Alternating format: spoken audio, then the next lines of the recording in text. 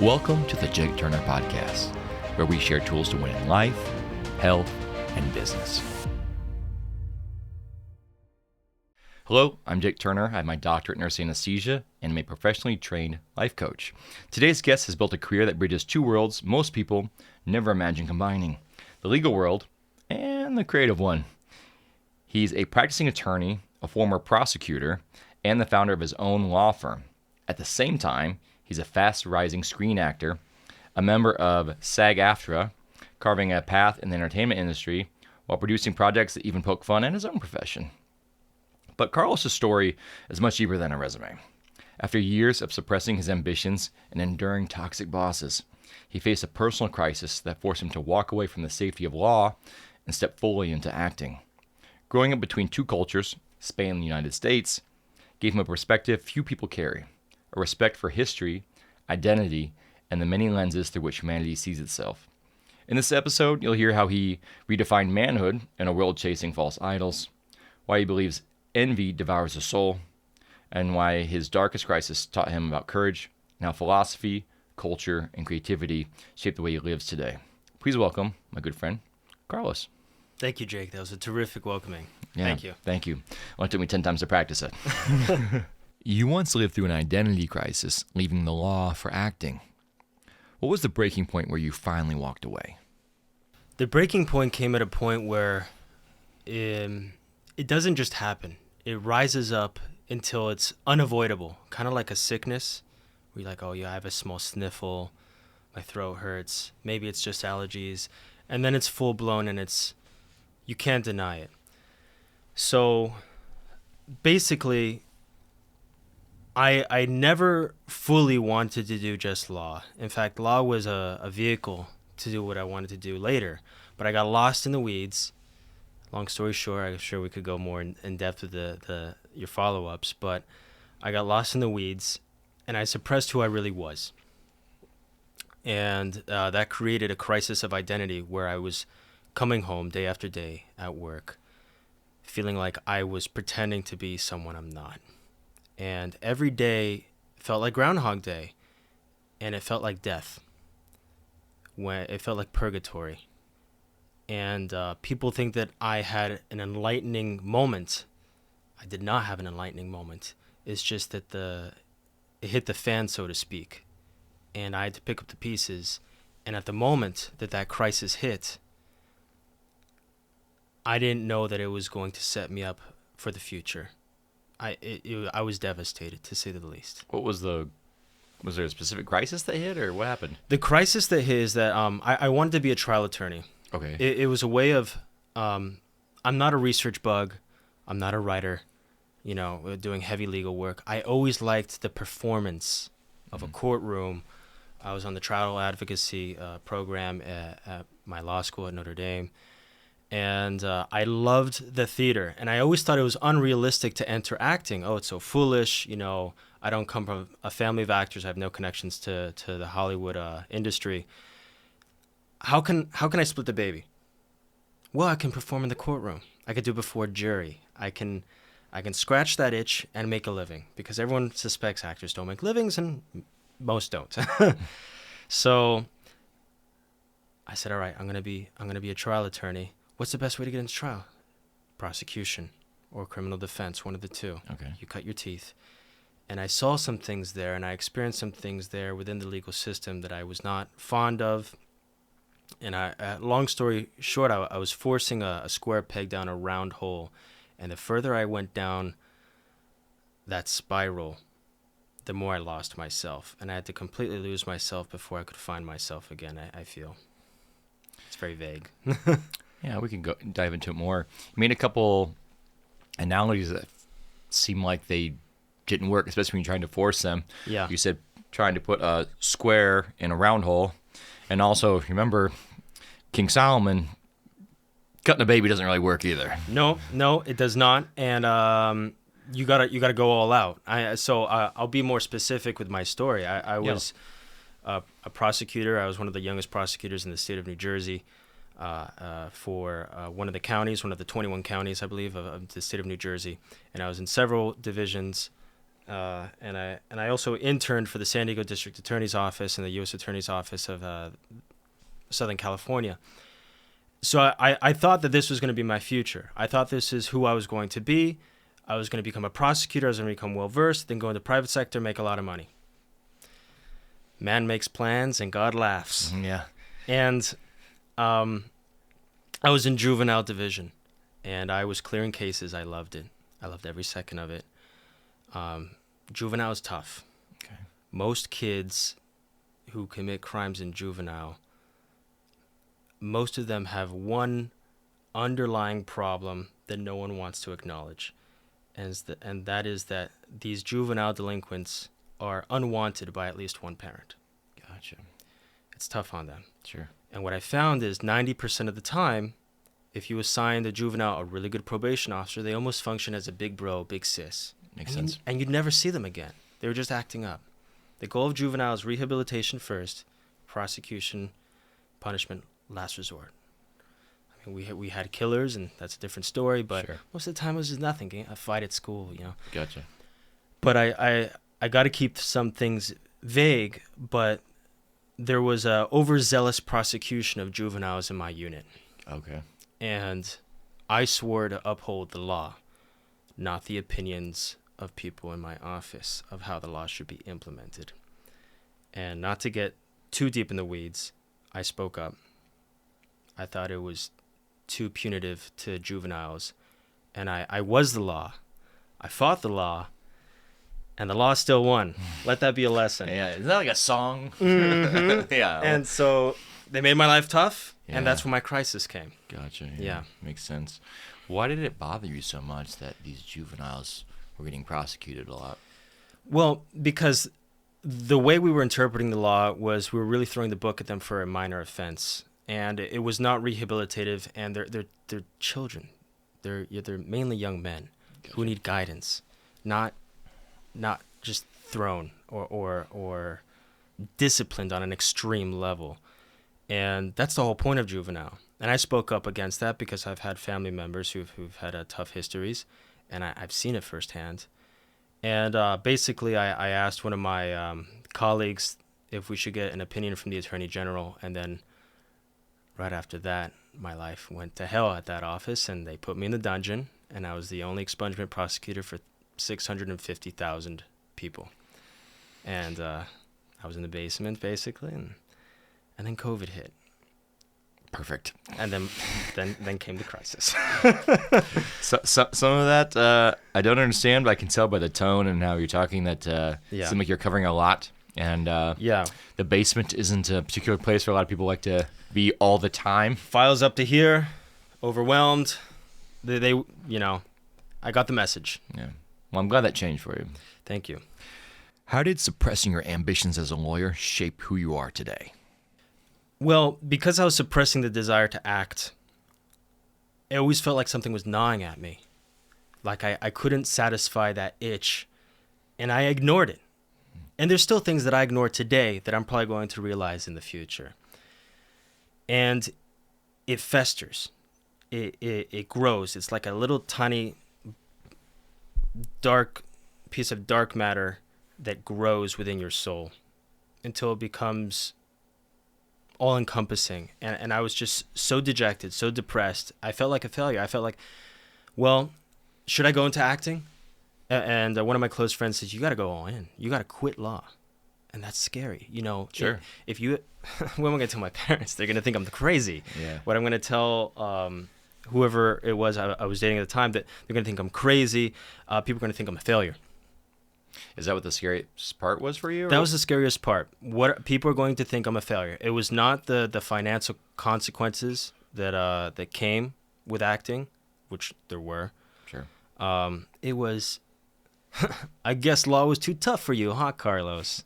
You know, I guess you didn't have what it takes. Gotcha. I was afraid of people thinking that. Yeah, kind of like you didn't have what it takes. Yeah. Mm-hmm. Look, he's a failed lawyer. That's just the dang truth, and that's how I felt at the time. I really did, and I didn't know that I was wrong about my own fears.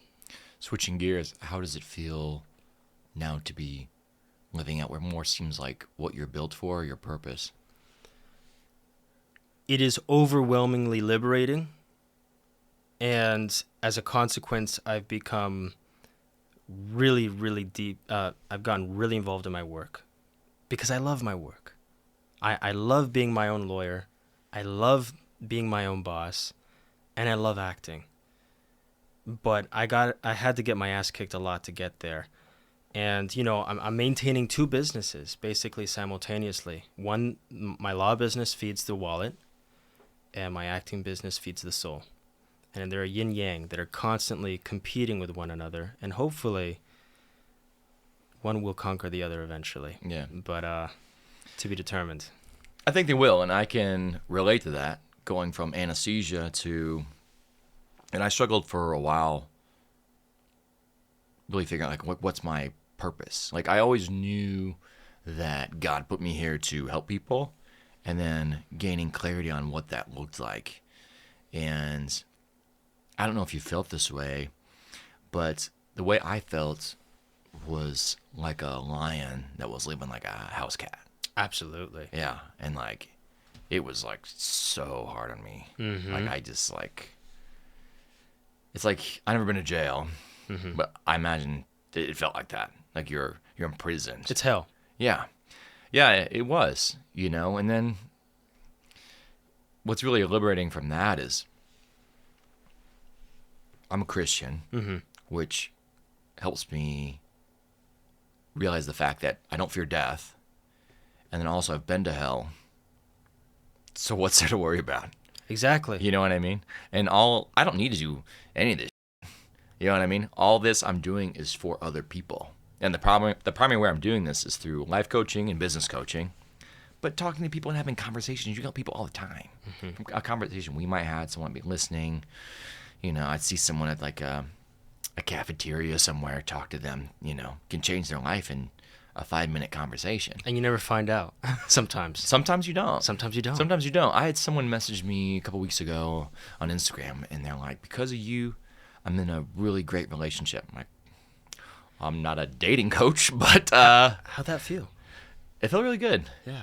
Yeah, and it also made me want to reach out to other coaches or people that I know who've helped me in the past and letting them know how they've helped me. Because sometimes people have no idea how you change their lives, especially for the better. Yeah. People, you typically let you know if you pissed them off. You know what I mean? Oh, yeah. It's a good feeling and there's no limit to that. And it puts me in a position where I do love what I'm doing. I have to really stop myself from, I could just work all night, like 24 hours a day on this stuff, to where the really more efficient thing for me to do is to get rest, to make myself go to sleep at a good time. Then I'm clear-headed, I'm more productive, and then this creates more momentum. Because now I'm more in a position to where, as I'm hiring people and the business is growing, I'm a director, not necessarily pull my bootstraps up and work. Because that only gets to a certain point to when you really need to take things and just kind of let them go. He who controls everything controls nothing. Yeah, exactly. Amen. Yeah, we were talking earlier off the mic about I consulted you for advice on how to let go, because it is hard. Yeah. Especially when you're your own boss, because you have to keep yourself accountable, and you get so used to being accountable for everything that you get uncomfortable for releasing that power. Yeah, of course. Yeah. Sometimes, maybe not you, some people have this belief too that no one can do it as good as I can. Yeah. Yeah. And that's just typically not true. Yeah. Besides, we get someone with red hair can put them in this spot, Maybe a little AI can replace me with a podcast, but other than that, it's not there yet, at least, But anybody can. Hopefully. Yeah, hopefully not. But, you can't replace people that easily. What's the biggest lesson acting taught you that law never could? That's a great question. The law preaches perfectionism, which isn't real. No. And even people who say that they're perfect, they're lying or they're crazy. Acting is the exact opposite. It's art. It's imperfectible. So a lot of the time when I was overworked and not doing a good job in law, I was worried about being perfect. And Okay. a lot of lawyers suffer from that perfectionism, and I was really hanging myself for it. Acting requires you as a prerequisite to be okay with your flaws. Why is that? Because no one wants to read a story of a protagonist who's flawless. That's boring. We want to see what this character does to overcome himself and the obstacles. And he has a problem and he's afraid of cats or whatever, the main character's flawed, and that's what makes them interesting. And when I realized that through acting, I said, okay, well, I got my flaws. I know I'm not perfect. And it taught me how to love them. I still fight them, I still regulate them, but they're part of me. And people criticize me, and it's inevitable. Society criticizes me. It happens to everyone. And I've learned to love it. And it helped me counterbalance that extreme anxiety that came with the perfectionism that the law so requires. Yeah, I think it's a great point because there's no one's perfect at all. No. And Everyone who does is a false prophet. They're all lying. yeah, and you can get that from Christianity, or you don't even need to be That's right. religious or spiritual to realize that. Mm-hmm. I think you could strive for perfectionism, but realize it's not an attainable goal. I always thought of it like someone gets surgery and they're like, I don't want to have any pain. Like, That must hurt. yeah, more than this is when we're in a paper cut, obviously. You don't want people to be in any pain, of course, but it's not a realistic goal. You want someone to be comfortable. Yeah. It's just you can't set those expectations so high, good or bad, for people or situations, because you'll automatically be let down. That's really hard what you do. Anesthesia, you mean? Yeah. Can be. It's very intimidating work Yeah. for me. What is that? It's just, correct me if I have a wrong idea, but, if you calculate it wrong, there could be a big mistake with how much anesthesia to give, and Yeah. that's incredible that you do that. Oh. Yeah. Well, thank you. Just do my best. And redheads require more. Right, yeah, they do. They do require more. I don't talk about anesthesia a lot in the podcast, but yeah, you have to be very precise. I also know my limits as far as how much to work as well. So when I first got out of school, I work a couple days a week now, Yeah. doing a lot more of the business side of life coaching and business coaching. But like when I first started, I was working like every day, and like sometimes when you work for someone, and maybe I don't know if law was like this or not, but they're like, oh yeah, we need this covered, we need this. They will work you up until you say no, and even when you say no, they're like, oh, what about this shift? And then as soon as you cover it, oh, clean your hand. Oh, sorry. Oh, you said yes. And so I was working 80 to 100-hour weeks to where I pushed myself a couple times in my life to where my body broke, and when I was doing anesthesia first, I got Bell's palsy. Do you know what that is? Yes, I do. Yeah. So I remember talking to a guy I work with, trying to explain something to him, and then I'm like trying to smile, and then I couldn't really smile. I still have it a little bit, like, I don't know if you can see, but like I can't smile completely sometimes. I haven't noticed. Yeah, it's very, very subtle, and probably because I'm looking for it. But I remember trying to rinse my mouth with mouthwash, and half of my face was paralyzed, and then the other half I couldn't feel. And I knew I was like, this is too much. And so this can happen sometimes, I believe, and I may be saying this wrong. When you get too stressed, or you're not sleeping enough, all these things, your body can react to some viruses and then causes, and it can have permanent effects to it. Yeah. That's scary. And so I was like, enough. I'm cutting it back. And so I listen to my own body a lot these days. Whether it's I'll exercise, I'll work myself to death. And that isn't the answer. Yeah. The answer is to take a step back, delegate. And it's a lot harder to do when you are built to run. Like to tell someone to walk who's like a runner, and even in a race, you're like, what do you mean walk? I'm walking, but until you injure your leg, and then what happens? You're limping. You miss the next race. Yeah, you're not even walking. That's right. You're going even slower. So I have that problem as well. yeah, so I'm curious, especially if someone's aspiring to be a lawyer. What are the hours like typically for a lawyer? Terrible. Yeah. I'm not gonna BS it. Being a lawyer is hard, and a lot of people enter the legal profession and leave it soon after. I read a statistic. Don't quote me on this. I'm ballparking, but something like 1 in 3 lawyers quit the profession after 7 years of graduation. Wow. And at least in the United States.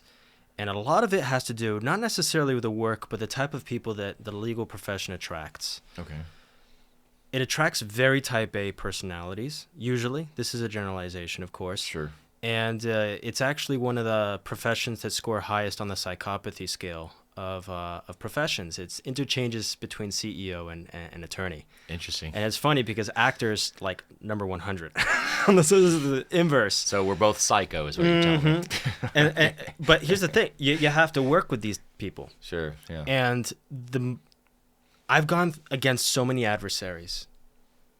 The worst people in the legal profession were the ones within my firm, not my adversaries. Because your adversary, you expect them to poke holes. Sure. To be your adversary, and if they're human, you can fight in court and shake hands afterwards, and maybe even go out for a coffee and joke. It's not personal. It's the people within the office space that tend to be very cruel in the legal profession. I think that's why so many people quit, and that's why they demand so much from people, because they just don't care. Yeah. It makes me think about the most dangerous thing isn't the room you walk in where people doubt you. It's the room you walk in when you doubt yourself. Amen. Yeah, I think it's one of the worst things we could do is doubt ourselves and our capabilities and limit ourselves. So if someone said to you, oh, don't you want to be like XYZ actor? You know, it's like, well, who knows what your limits are? Maybe you'll go beyond them. Exactly. So why limit yourself? That's like something like, oh, don't you want to be like whatever podcaster? I'm like, well, I don't know. I just want to be more of me. That's right. You know what I mean? Like, That's right. Because that's all I can be. So why try and be like this person over here? You know? Yeah. What did Oscar Wilde say? Be yourself, everyone else is taken. Yeah. That's a good one. So I like that one. I get a drink here myself.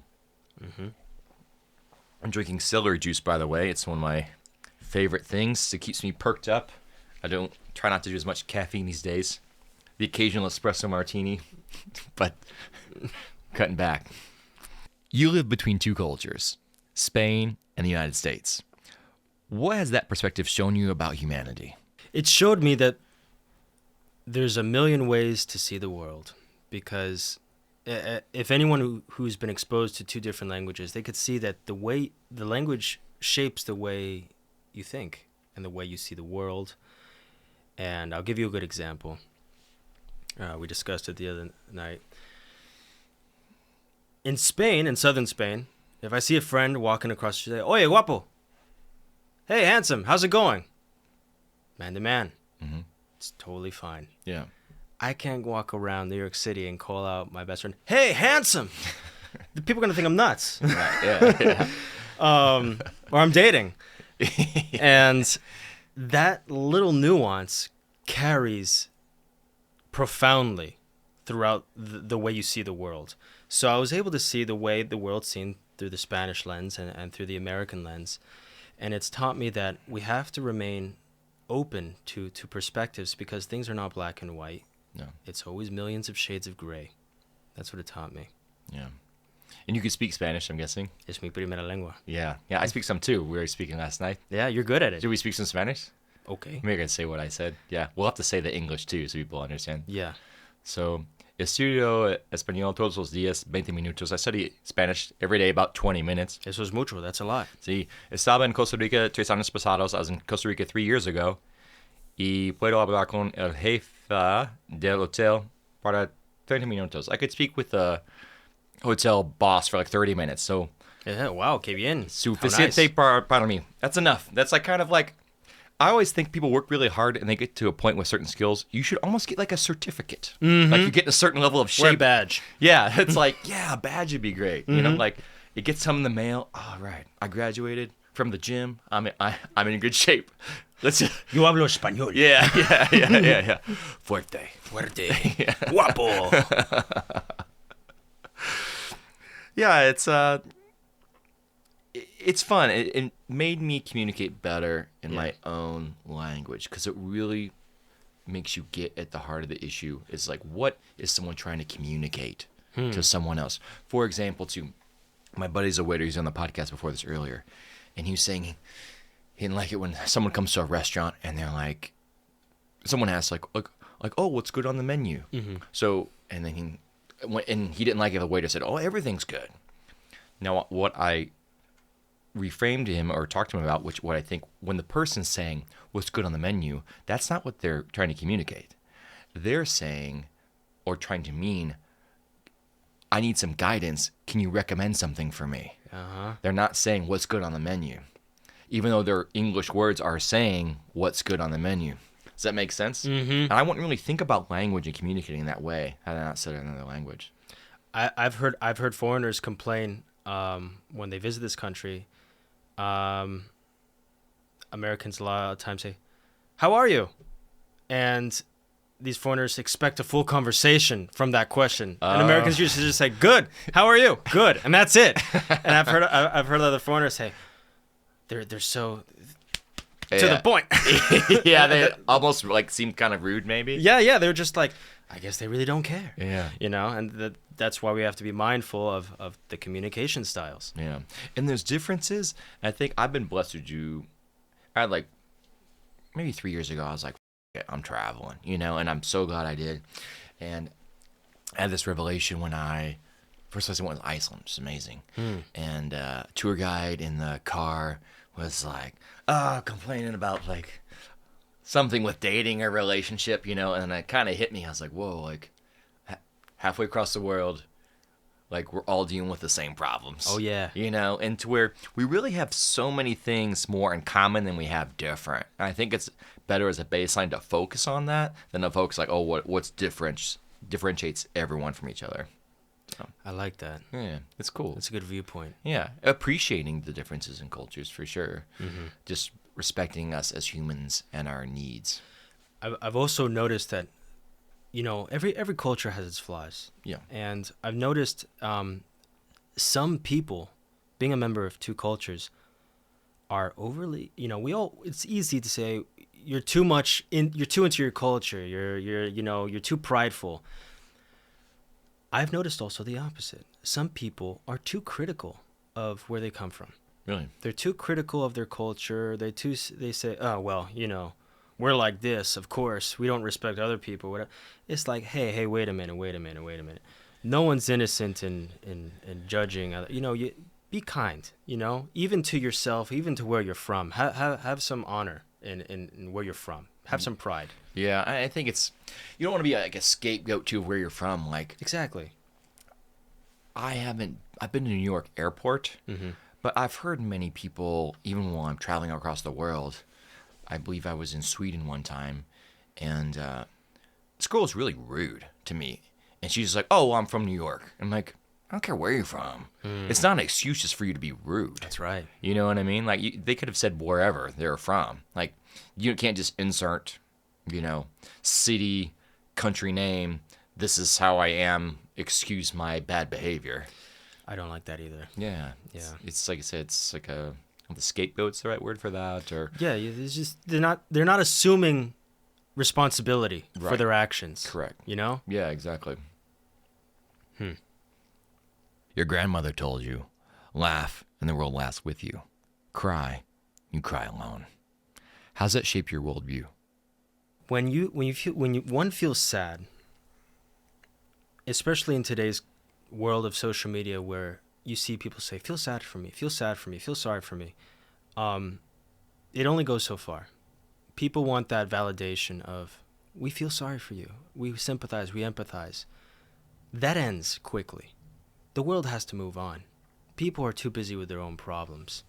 And while someone might feel sorry for you for 2 seconds, that's how long it's going to last. It's going to last 2 seconds. And then you're stuck with your problems. Yeah.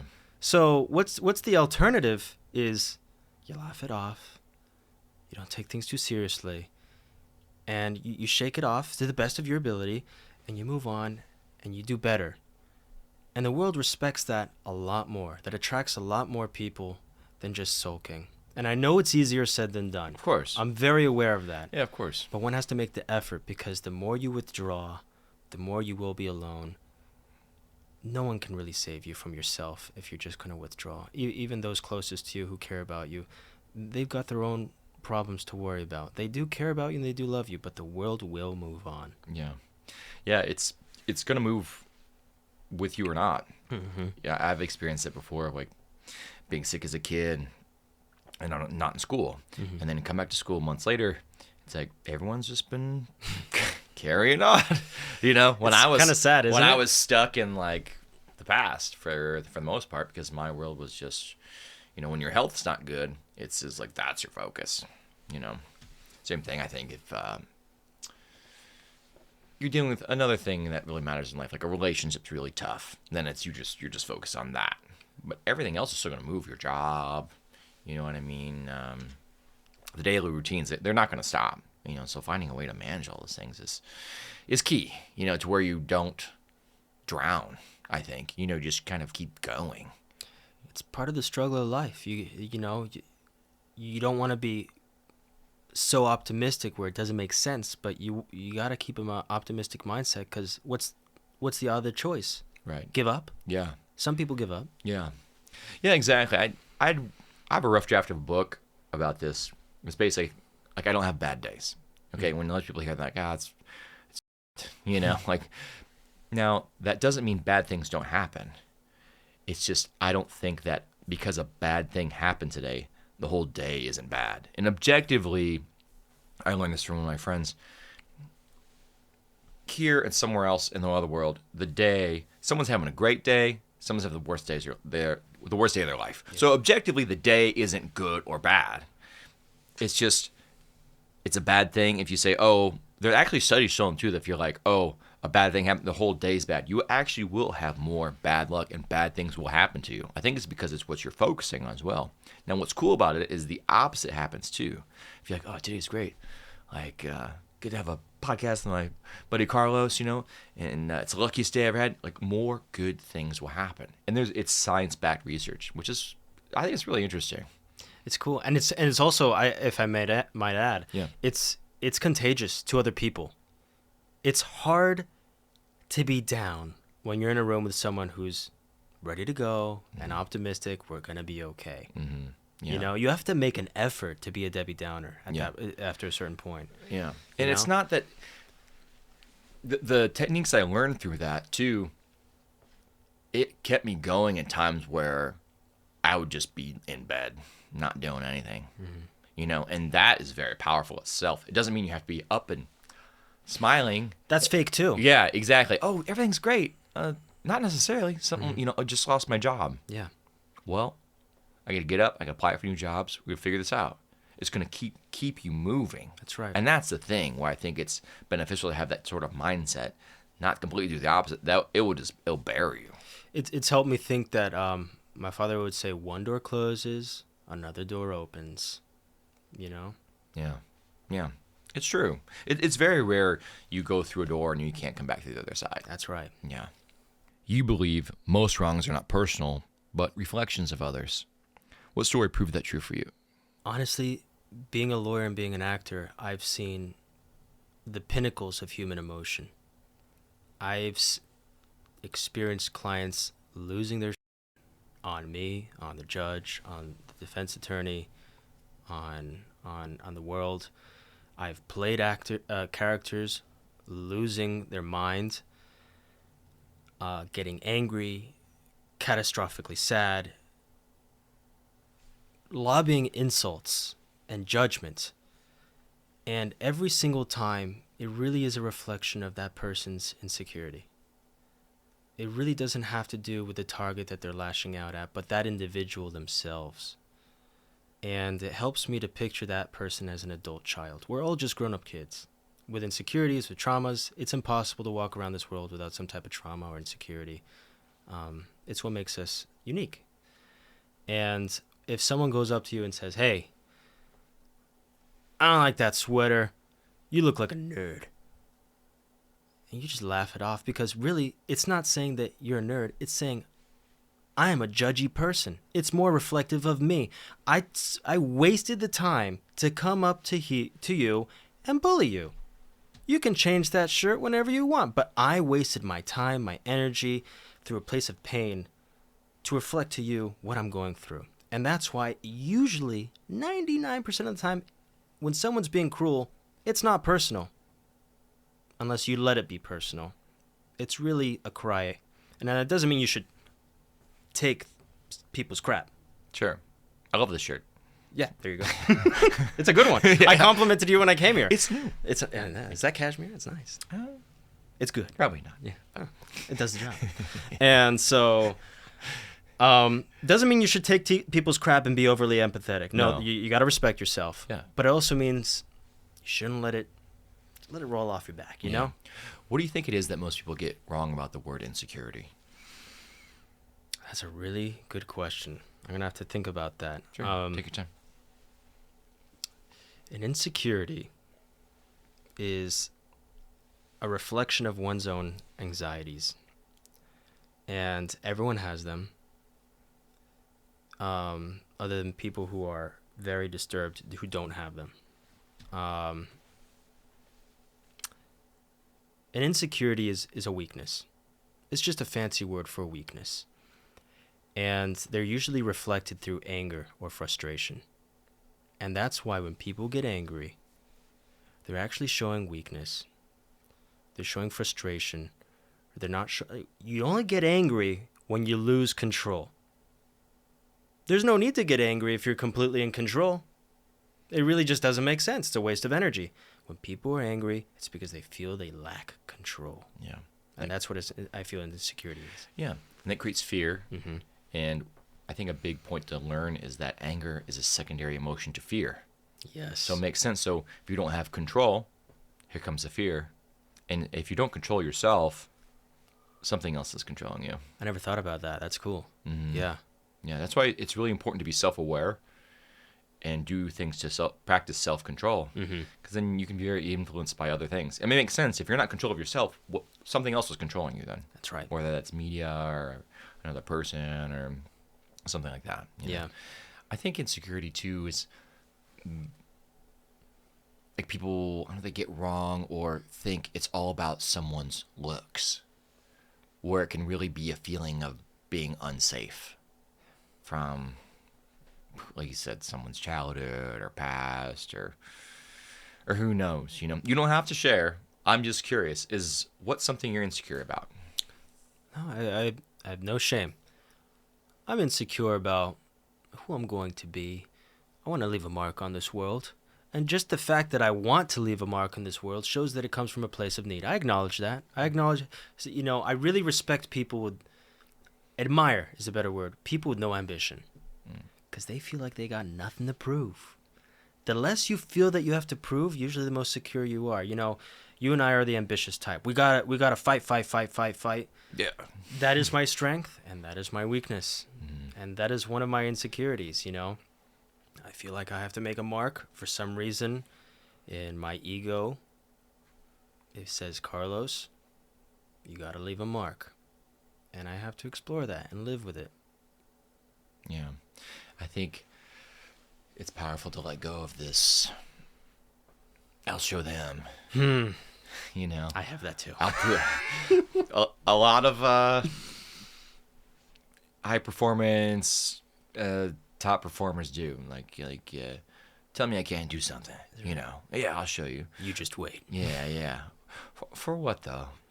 You know, because at a certain point too, when it comes to success or money or certain things, like you can just get this secure sense to, like, if someone's like, oh well, someone said to me like, oh, can't you wait to be like successful, or you know, I'm like, what do you mean? Like wait to be successful? Like my life's great, you know. It's like what do you mean like wait? Like at a certain point you have to be like at a baseline very content, I think, because you will never reach that. No matter how much money or whatever it is you're striving for, you know what I mean? I don't know what was in your case. It was like a certain level of acting gig or something. At a certain point, you need to be like, I'm content. There's always another mountain to climb. Exactly. And I was raised, the wealthy man is not the man who has the most, but the man who needs the least. Amen. You know? Yeah, exactly. And success without contentment's failure. Oh, yeah. Yeah. I like that. Yeah. You may do something well. I'm curious if someone's watching this and they're on the fence about getting some one-on-one or business coaching with me. What would you say to them? With me or you? Like, you're talking to them. They're like, I don't know if I should hire Jake as a coach. I would say Jake has been through so much. He's had so many flavors of life that you really should give it a shot. It's a consultation. It's not a death sentence. You could step out at any time. But if you really want to explore all your options and know that you left no stone unturned, what do you have to lose? Yeah. If you don't like it, you walk away. Yeah. If you like it, great, you scored. You got to explore. You got to be willing to fail. And, you know, we say in Spain, a palos. There's a blind person with a stick, a palos. There is no rule book. There is no ABC. You just figure it out and you keep going. And that would be an option if someone's stuck. Yeah. Yeah, and that's where like people feel stuck. I think it's one of the most rewarding things I can do as a coach too, is like people feel like they're in a rut and you can kind of pick them up and out of it, even in a short amount of time. That's the whole point of a lawyer. 90% of the time, it's to be objective, because it's hard to be objective about yourself because there's so many emotions involved. In the law, we say, he who represents himself has a fool for a client. If heaven forbid I was deep in a legal problem, I would not represent myself. I can't be objective about it. True. I mean, even that lunatic Ted Bundy thought that he was smart enough to represent himself, even though he was very intelligent. And the jury saw right through it. And they well, you know what happened to him. Yeah, so true. Sometimes you really need a steady, intelligent, well-reasoned outside observer with trust to give you calm information, because they're disinterested. They don't have personal stakes, so they can give you the real objective take, and that could go a long way. Yeah. I think it's important to find someone, a coach, of course, you know, that's my business, but a therapist, people you're trying to get help through that you connect with in that energy. The same way, I don't want to work with just everyone. You know, there's plenty of people, especially if someone is rude, you know, they think they know it all, and they don't want to invest themselves. Yeah. You know, why would you want to work with someone like that? It's like trying to convince someone that pizza's good. Like, look, I'm going to go eat some pizza, and you can sit here and try and, like, I'm not going to sit here and tell you how good pizza is, how it's made, everything. You know what I mean? It's just a waste of my time. You can't help everyone. No, of course not. Yeah. Yeah. Someone has to want to be helped to start, and have some awareness about, we talked about being optimistic, to where it's like, no, I'm doing really good. And it's like, well, objectively, over here, it doesn't look so good. What is it that, you know, Narcotics Anonymous and Alcoholics Anonymous always say? You have to first acknowledge that you have a problem. That's the first step to conquering the problem, to get over the denial. Right.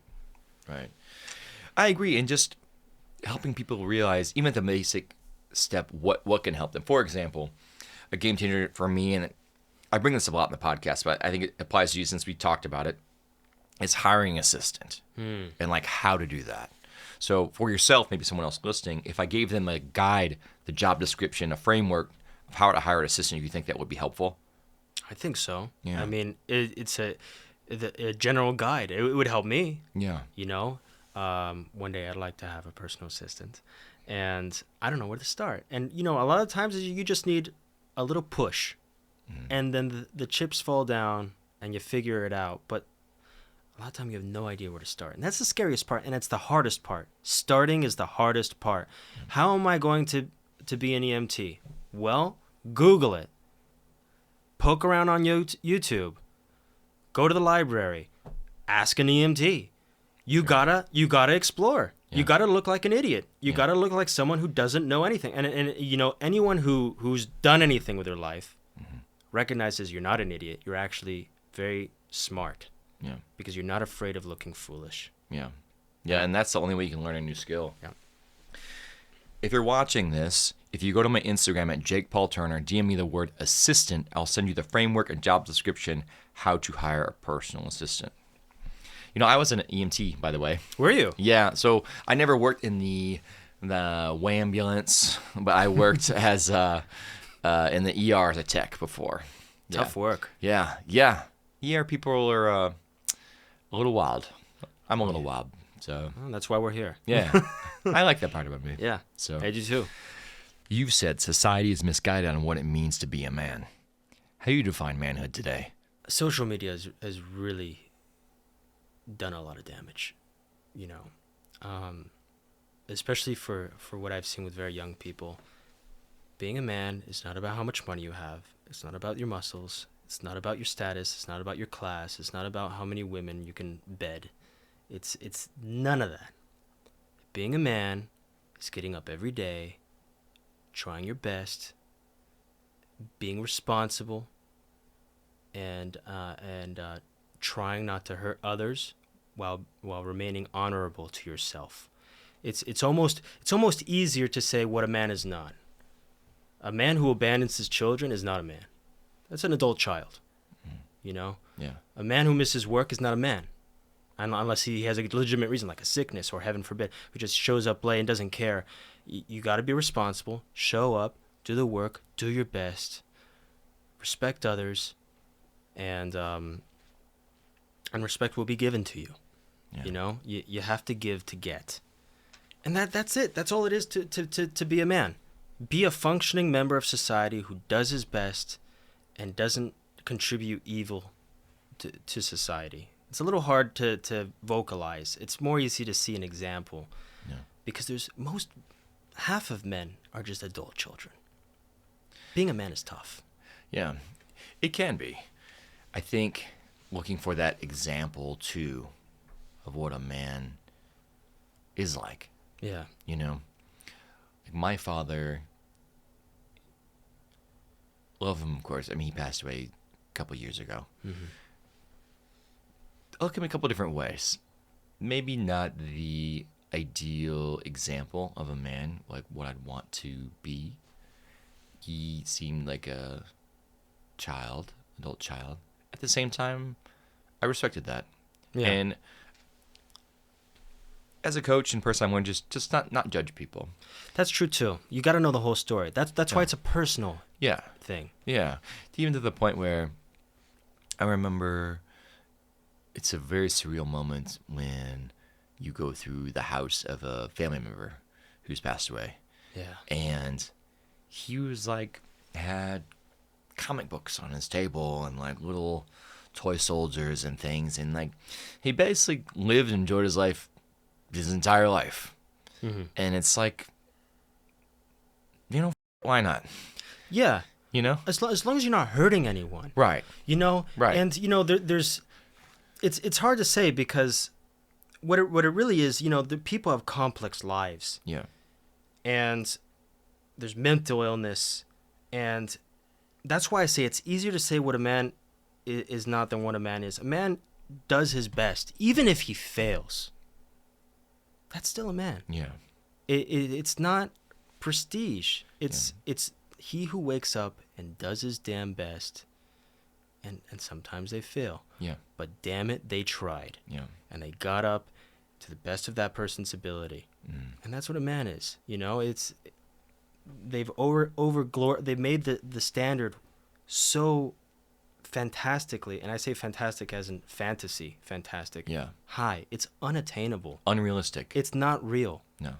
The Bugatti. Right. The models everywhere. That's not real. No.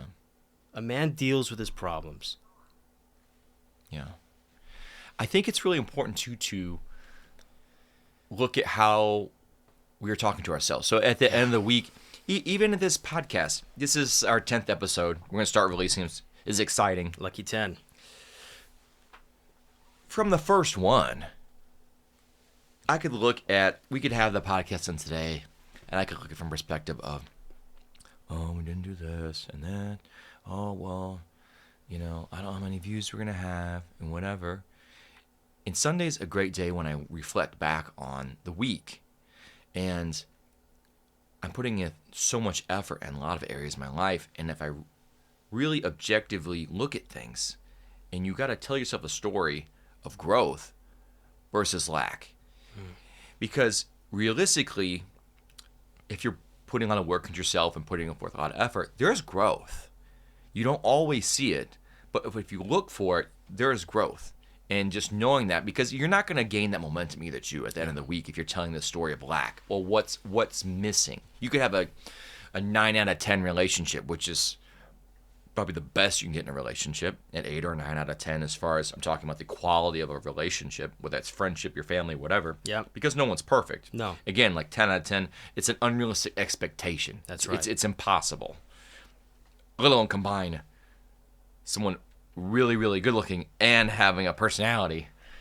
It's almost impossible, Yeah. You almost have to love the person's flaws just like you love your own, Of course. Yeah. And yeah. Yeah, and I think looking at people from a first perspective of beauty versus what's missing. Yeah. Right? Like, I like to look at all women and say they're beautiful in their own way. Yeah. And that's a great way to start. That's the only way you're going to be in a healthy relationship. Look from the place of, like, uniqueness instead of embracing flaws. Because those flaws do make us beautiful. You gotta be willing to forgive. Yeah. And also be willing to be forgiven. And also ask for apology. And be willing to take an apology. Some people don't take apologies well from other people. They hold on to the resentment. If someone's apologizing to you, that's not easy to do. No. Accept it. Yeah, and then forgetting. That's right too. I feel like that's a step afterwards. Yeah, It's tough. And depends on the person. You don't want to forget what someone did at work. Sure. Yeah. You might want to forget what something like your mother did, or your brother did, or your cousin did. Right. I have an uncle who I love very much. I've had some hard times. Sure. But he's my uncle, and I love him. Yeah. And I'll move on. Yeah. Yeah, and we should grant our family a lot more grace. Yeah. Understandably so. You can't, just because you can't choose your family. Yeah. However, friends or someone's coworkers, snip, snip, time to go, mother. Yeah, I'll cut those people out when it comes to it.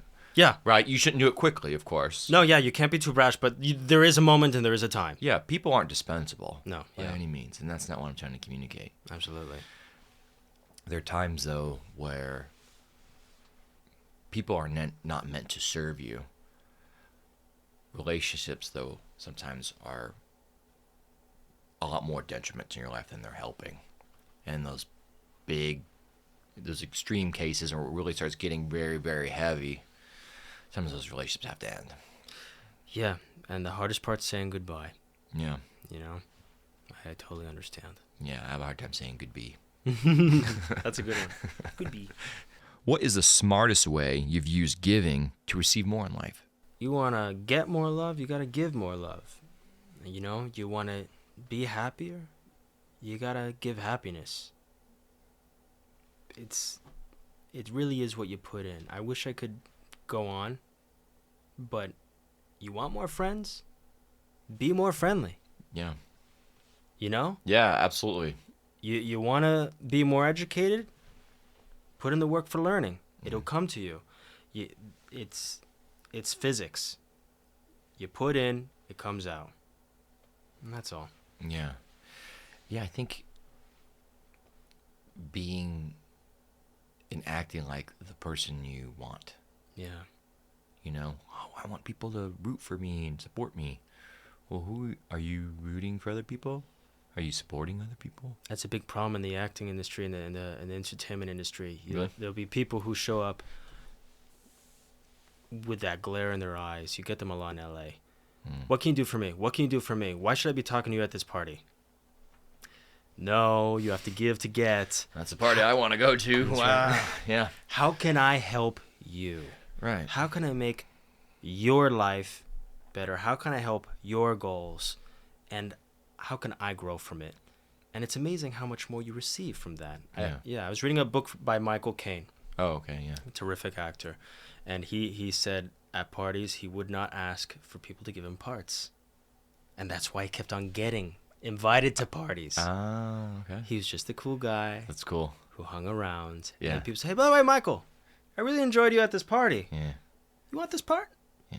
You gotta give to get. Like, oh, me? Oh, shucks. Oh, little me over here? That's Yeah. right. Like, yeah.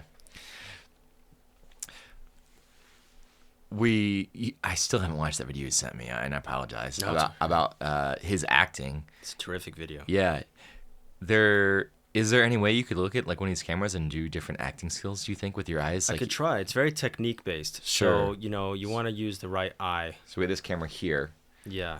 And so you never look at the lens and you communicate different things by the lens. See, look, now I'm breaking the fourth wall. No one wants you to break the fourth wall. Never do it. It's weird. Unless the director explicitly says so. So when you have a camera up to your face and you're having a conversation, it's like you got to totally ignore it. Ignore the cameraman. He doesn't exist. And that's just, there's a lot of technique Yeah. to acting. For example, one of the things he teaches is the faster you blink, the more weak you look, the more nervous you look, and if you stare, the more powerful you look. This doesn't take acting skill. It's technique based, and it's what a lot of people who don't know the dynamics of camera need to learn for screen acting. Yeah. Makes sense. And without even Yeah. seeing it through a Mhm. lens, I could see it real time, the difference. That's right. It's like, because it makes you aware of things. Like, why is he blinking? Yeah. Why is he blinking so much? And then like I'm just doing the reverse to you, and it's like, but then like being serious. Mm-hmm. Communicates a totally different thing. Mhm. And Yeah. there's this really cool thing I read a while ago. It's the Russian cinema where they had 3 different movie theaters, and the first movie is this movie theater with this man just looking at the camera like this. There's no emotion. There's nothing. Yeah. Movie theater number 1 showed him and then showed a basket of fruit. Movie theater number 2 showed him and a grave, and number 3 showed him and a woman sitting on a couch. The people who walked out of movie theater number 1 said, look how that man stares at the food. Look how hungry he looks. Number 2 said, look how he thinks about death. How sad he looks. Theater number 3, look how he longs for that woman. Look how he lusts for her. It's the same shot. Yeah. It's the same shot. It's just... And the editing and the audience projected what they saw on the actor. And that's a lot of screen acting. Yeah. Well, it proves a point, too, that whatever we focus on or give meaning to is what that thing means to us as well. That's right. To where someone could take even this and edit it a certain way, or any of my content, and a new meaning could be derived from that. That's right.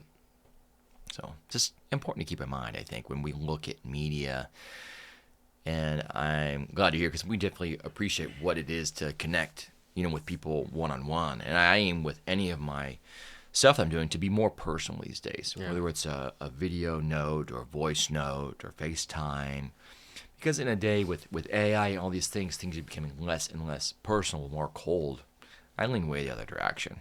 How can I connect more with people? Go out. Get rid of that. Put the phone away. Don't watch TV on Sunday. Go out, do something, be with human beings. These screens are destroying, and I'm a screen actor, so you could take it from me. Yeah. These screens are rotting your brain if you overdo it. Just like if you overdo anything. If you overdo too much green tea, Yeah. you're not going to sleep. You're going to be unhealthy. Yeah. These screens need, that's just my personal opinion. Just drop the screen, go outside, meet people. Yeah. That's what humanity's about. Yeah. One of the nicest things, there's 2 really nice things that I like about doing this podcasting. It's like 90 minutes. 1, I don't have to be on my phone Yeah. for 90 minutes. And 2, people can leave me alone.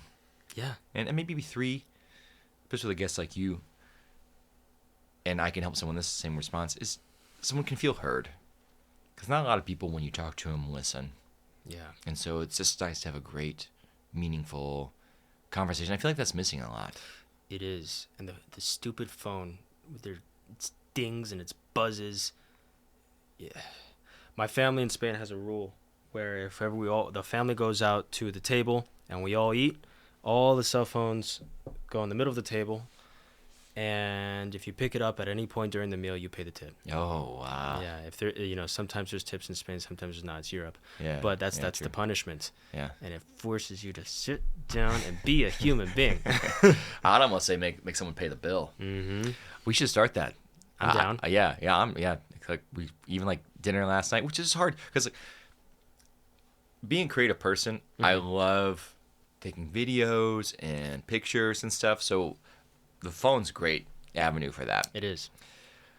To where even like last night though, Mikey gives me, our friend a hard time about it, because I like being on my phone. Like as far as like showing pictures or hey, look at this. I'm addicted to my phone. Yeah. I'll straight up say it. Yeah. I'm addicted to my phone, and it's a problem. Yeah. Yeah. And so are you. Yeah. Yeah. Who isn't these days? Yeah. There's so many reasons we can justify why we're on it. The fact that we don't need it though. No, we don't. We think we need it. No, But don't no. need it. Yeah. You believe karma isn't real Controversial. and life's not fair. That's right. How do you still find joy in that reality? Because the joy of trying to make it fair and good. That's why we're here, to give back. There's this famous Mark Twain story of the good little boy and the bad little boy. And it was a slap to the idea of justice for all. There's not enough justice to go around. It's a tough world out there, and sometimes you just get shoveled.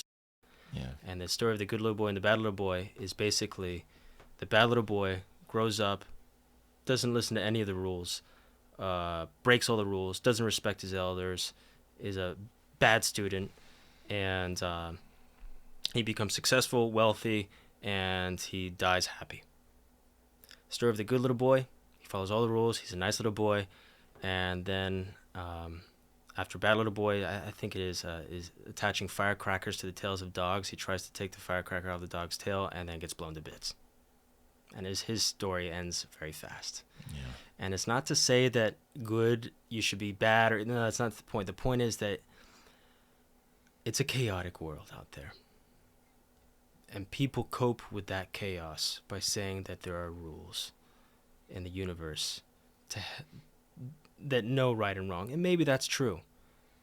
But on the ground, that's not true. Maybe in the ether, that's true.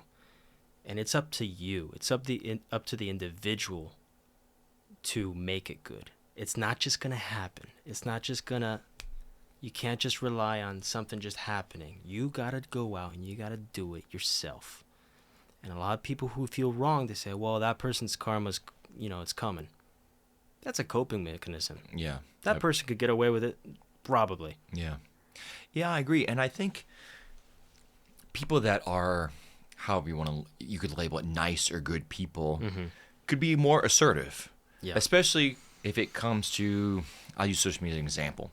You got people who are leaving comments and negative things. This is part of it, right? You could have people who are assertively good, being bigger cheerleaders for people. Why wouldn't you? There for sure are going to be the haters out there. Why not have people who are going to support you overwhelmingly the other way? Yeah. Reach out. Sometimes those people I think need a little more of a gentle push. They do. To say like, hey, guess what? Like, no one's going to share this podcast themselves. Sharing, commenting, all this stuff, it's free. Yeah. And if you don't have a purpose aligning with yours or mine, if you feel connected to it, yeah, why not?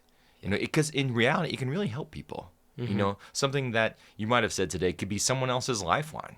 That's right. And I'd be honored if that's the case, but it takes effort. You can't just sit back. Do it. Do the thing. Yeah, exactly. Even if it's scary. If it's scary, that means you're growing. Exactly. You said if you get angry, you lose. Yeah. If you get angry, you lose. I mean, a perfect example is his in-law. And I am guilty of this, okay? I'm not trying to preach. The second you get angry is the second you lose credibility in the eyes of the viewer or the witness or whatever. It means you've lost control.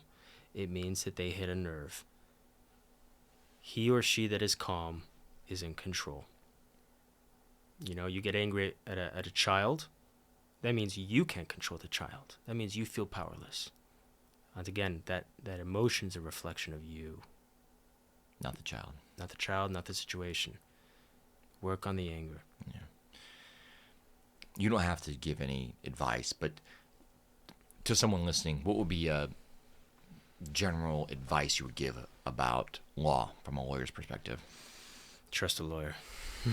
Trust your lawyer, because a lot of people have trust issues, but lawyers, they deal with humans' problems day in and day out. And don't annoy your lawyer. Your lawyer's not your therapist. Your lawyer's not your friend unless they were your friend in advance. Trust your lawyer. And if the lawyer screws up, you can always sue him for malpractice, so don't sweat it. Trust your lawyer. They're not your therapist. Very insightful. If you could send one message back to your younger self, what would it be? Take it all less seriously. Don't worry about getting good grades so much. Don't worry about succeeding in some futile effort so much. Don't worry about getting into the right school. Don't worry about getting rejected by a girl. It's not gonna... 99% of your problems you're not even gonna think about in 2 years from now, let alone 10. It's gonna pass. Life passes, and then you pass. Enjoy the present moment. That's why I love dogs. Dogs are so present. Mm-hmm. Oh my God, there's food. Oh my God, my human's here. Yeah. Lovely. Yeah. It grounds people. And that's why I love animals. They're always completely present. We humans are always thinking forward, or backward. Be here a little bit more often. Yeah. That's what I would tell my younger self. I love dogs too, especially there's this golden retriever energy people talk about. Mm-hmm. And I got to tell you, from having a golden retriever, he is not always like this. A lot of the times, he's sad sometimes, or he's just sleeping, but people think of that just that one time when the energy's on. Yeah. And that's how humans When he are. greets me at the door. Right. You're right. That's how humans are too. Yeah. I can have that same energy. That's not how I am all the time. If you're like that all the time, you're crazy. Yeah. So very true. Life is not supposed to be amazing at all times, or else you're on drugs. Yeah. Exactly. That's probably why sometimes people think I'm on drugs. Well, I'm not. Mm-hmm. We're getting closer to being done here. How can people find you or get connected with you? You want to do a quick plug for yourself here, please? Yeah, I'm on the gram. I'm not very active. Every once in a while, I'll post a win because, on Instagram, we only show what we're good at, not what we're bad at, So I show that as well. Asterix. And Carlos Morrow Fernandez. And, give me a follow. Check out my life, my post every 3-6 months. But I'm there. And, if you can find my email, feel free to email me. Since I'm an actor, I have to be careful. Yeah. And a lawyer. Yeah, for sure. Most people cannot name their great-grandparents. And you say, we'll all be forgotten. How does remembering that change the way you live? Helps you take life a little less seriously. I mean, even I, and I'm special, can only name 7 of my 8 great-grandparents. Can you name all 8 of your great-grandparents? Not, maybe by a nickname. I can name one of them. See what I mean? That's I think we called her Grammy. That's which is also an award. That's less than 100 years ago. That's wild. And you can't remember basically most of them. Yeah, that's pretty crazy. That's going to happen to you one day. Yeah. That's going to happen to me. Yeah, for sure. Why are we getting hung up on our problems? And when in Spain, in the city that I'm from, Córdoba, is a Roman city. Okay, cool. You walk past a huge column from the Byzantine Empire or the Moorish kingdoms or the Romans or the Visigoths, and you see a giant column. It's just there. It's a ruin. You don't know who built it. You don't know who put it there. You don't know its purpose. You don't know how many tens of thousands of millions of people have passed by it, and you don't care. You're walking upon 3,000 years of human history, and they were all gone with the wind. Yeah. And that's what will happen to you. Yeah, it's true. There were 100 million human beings, 100 billion human beings that came before us. Where are they? Yeah. Live your life the way you want. Yeah. People are going to forget your name one day. Yeah. And that's a blessing. It Yeah. should make you happy. Yeah. The initial reaction to it is kind of like, ugh. Yeah. You know, like, understandably. Hits the ego. It's me. You can't forget me. There, How could you? exactly. You know? Like, there were Leo DiCaprios in ancient Greece. yeah. We don't know who they are. Right. They're gone. Yeah. Yeah. You know what's funny too about you think about people in like history, we think because they didn't have technology, people 100 years ago were dumb. Yeah. You know? If anything, they were smarter. Yeah. well, yeah. When I was blessed to go to Italy, whatever, 3 weeks ago, being around Da Vinci's work, like, without even meeting someone and being on, like, something that someone worked on, I was like, this guy was a genius. Like pretty incredible stuff. Da Vinci is one of those very select few who do get remembered. And I think he might have been the biggest genius of all Western history. It's a profound what that man did. Yeah. Yeah, it's amazing. Like, have you been to like his museum? Have you been there? No, but I know of his inventions. I've seen his paintings, Yeah. his writings. The guy could do anything. Yeah.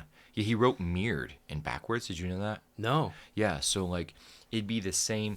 So if I was sitting here writing something, instead of writing left to right, he would write right to left, and then like backwards. So you need a mirror to read it. And so, I mean, just imagine texting like that. I mean, that's how he would write. So like, if you were like trying to look over like at his work, you wouldn't be able to read it. And that was his like baseline, how he would just wrote things Pure down. genius. And Yeah. I love how he comes from humble beginnings. Yeah. Da Vinci's a town Yeah, I didn't know of that. Vinci. He's Oh. not from an established family. I didn't know that. Yeah, Okay, no, that's he's not cool. some rich kid who got a rich education that was paid for. No, he made his way, Huh. and I think that's even cooler. Yeah. It's super cool. Yeah, I didn't know that. Mhm. Yeah. Thanks for telling me that. Yeah. Yeah, it's amazing. You believe envy devours the soul. What moment in your life showed you the danger of envy? Every day, whenever someone comparison is robs joy, and you never know what someone else is going through. You're only seeing the outside, the surface. Everyone is going through their own personal hell. Yeah. Doesn't matter who you think. I promise you, that person has problems. No matter how much you put them on a pedestal, I wish I had your life. They got problems that you don't know about. Yeah. And if you knew about them, most likely you would not trade them for your own. Right. You know? Yeah. And it makes you bitter. And it doesn't improve you. It's drinking poison and hoping the other person dies. And it serves no function. It even encourages violence and self-hatred. There is no benefit from envy. Let them inspire you, not envy you, because no one has it all. Yeah. No one. No, you're right. And especially related to like fame or success, people look at like, oh, just good side, like. What are the bad sides? Right, exactly. Yeah. There's famous people who would love to lose their fame right now. Right, or even like people get threats. I had a guest last week who's like, I asked him, "Do you get threats?" And he actually that day, he had just gotten one, and he showed me, and like there was a process. He's like, I don't know. This is actually his first one he got, and he's like, what do I do? I show this to the police, or what's the process? I'm like, I have no idea. I've met people who have so much money that they can't trust any new friends because they don't know if those new friends are authentic. How's that for a way to live? Yeah. That's tough. Yeah, I've made it. I've made it, and I don't know who's being real with me. Oh, You know? And that person that in my mind, you're the most broke person in the world. Yeah. It's lonely. You don't have any friends. No. What's the point? And you're also paranoid in some ways because then there's people who do genuinely care about you, but you've bittered yourself into worrying if they do. Yeah. Nothing is free. Yeah. Nothing is free. Yeah, and it becomes that self-fulfilling prophecy. Like, think everyone's staring at you in a room, and you start getting fidgety, and then you're acting weird, and now everyone's staring at you. A lot of people have that. I believe when it comes to their insecurities, they think about things, and then it creates this narrative, and it comes true. Yeah, you have to remember when you public speak and you're nervous, everyone's thinking about what they had for lunch or if they have to fart. You know, like no one cares about your public speaking. Yeah, especially someone kind of like lean. Yeah. You know? You're like, oh, they're definitely trying to sneak one out. Yeah. So you're not that important, and that should give you some release. Yeah, yeah. I think it's important. Yeah. To think of that. If I might add to the man thing. Yeah, go ahead. I know men who are at the pinnacle of power who act like children, and I know men whose name will never be heard who are truly respectable men. And that's what I mean by what being a man is. Yeah. It has nothing to do with the outside. It has to do with who the person is. Yeah. Why don't you think people know that?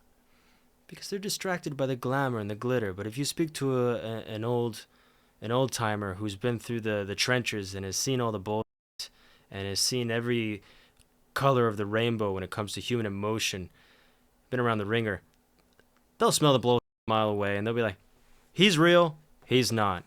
And they don't care, especially older people who are close to death. They have a clarity as to what is BS out there and what's not. And that's what I've sensed.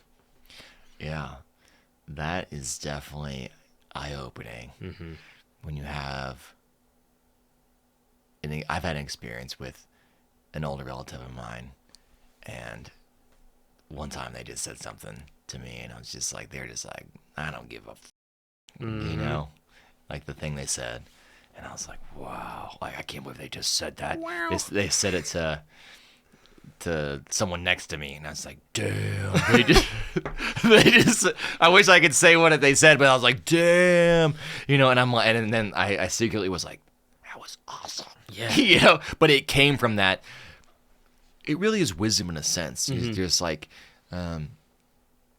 it was someone at the time who was giving me a hard time, and they're just like, you're not messing with Jake. This ain't him, and I know it's you. And I was like, that was the hell yeah. Like that was awesome. You know, and the person who's giving me a hard time was like, did you tell him to say that? I'm like, no. But he's right. You know, and you see it a lot with, you know, we're losing all of our World War II veterans. When we were kids, they were everywhere. They're everyone's grandparent. Mm-hmm. My family fought in the Pacific. For some reason, they all ended up in the Pacific Theater of War. Grandpa, he saw some shit, okay? You know, some kamikazes and crazy stuff in the Pacific. These first world problems, whatever.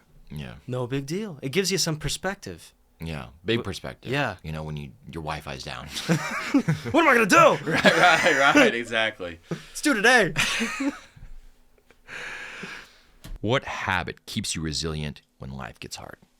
The knowledge that this too shall end. I'm going through that right now, just to be completely open. Right now, my life is getting is a little tough. I got a lot thrown at me. And you wouldn't know it by how composed I am on this podcast. But that is a lie. And everything is temporary. And I have to reassure myself that, you know, I've been through this. I've been through a hard time before. And it passed. And if I could do it then, I could do it now. So just stopping and breathing and reflecting. That's what helps me. Everyone has their own way of dealing with it. It's very true, and it's a great coaching technique to, well, when you're trying to accomplish something, you feel stuck, you want to do something new, look in the past, realize you've been through really tough times, and look at the techniques you use and the process you use. What worked before? Yeah. Use that again. You survived. It worked before. Well, why mess with the recipe? The recipe worked, got you the cake you wanted at the time. Use the same recipe. Mm-hmm. A lot of these things you can repeat. Very insightful. Yeah. All right, we're at the part of the podcast where I ask rapid-fire random questions. Let's do it. Ready? We're ready. Courtroom or a movie set, which feels more intense? Movie set. Favorite role you've played so far? It's one I'm preparing for. I'm going to play Charles Bukowski. First job you've ever had? Being my dad's gardener. Who gives better life advice, your grandma or your grandpa? Grandma. What's harder, cross-examining someone or memorizing lines? That's a good one. Ooh. Didn't memorize this one. I think cross-examining someone's harder. Favorite philosopher, Seneca or, let's say, I can't say this other one. I should have said this. Well, who's your favorite philosopher? I want to know who it is now. It's like Kierkegaard? Kierkegaard? I'm Seneca. I can't say it right. Yeah, he's Danish. He has a weird name. Okay. I like Seneca. Okay. Tapas or tacos? Tapas. But sometimes tacos. Spanish first or English first when you dream? You know, it's always English. Even though Spanish is my first language, I speak English better. Que bueno. Que bueno. Go-to hype song before a big audition? Justice. Stress by Justice. What's your guilty pleasure TV show or movie? Sopranos. Hey. What was more Hey, what was more nerve-wracking, the bar exam or a first date? Bar exam. Okay, Yeah. yeah. If you were acting or practicing law, what would you be doing? If I were just acting? If you weren't, say you're not acting, you're not practicing law, what would be like a third thing you'd be doing? People are going to be very suspicious of me, but I'd work in government intelligence. Okay. I think I know the answer is dog or cat person. I love them both. Oh. I love them both. Oh. I really like donkeys for some reason. Really? I think they're so cute. Oh. Yeah. I'm in Greece. Okay. Yeah. History book or Netflix binge on a day off? Book. What's one word your closest friend would just use to describe you? Eccentric. Lovingly eccentric. Okay. Last question. What is the one decision that has made the biggest difference in your life? Quitting. Love it. Yeah. Awesome. Carlos, thank you so much for being on the podcast. Thank you. Yep, really appreciate you. Absolute pleasure. Yep. Thank you. Thank you. Thank you for watching the Jake Turner podcast. Be sure to like, subscribe, and to follow me on all my other social media platforms. The links are in the description below.